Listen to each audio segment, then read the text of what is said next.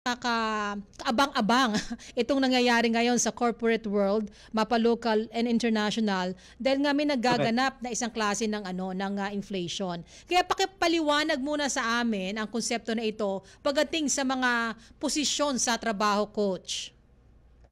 Aha.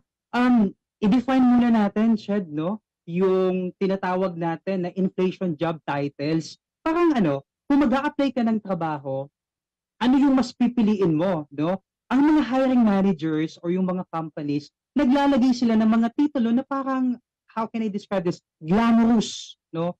So kung glamorous yung job title na to, teka, mukhang maganda to ah. Maganda to para sa akin bilang aplikante. The problem is that hindi akma yung job roles or responsibilities doon sa job title na meron. So kumbaga, parang ang nangyayari, merong role ay merong job title pero iba or hindi akma yung job description. So, madami nangyayaring ganito, no, Ched? Hindi lamang ito sa Pilipinas, kundi last time nagbasa ako sa Malaysia.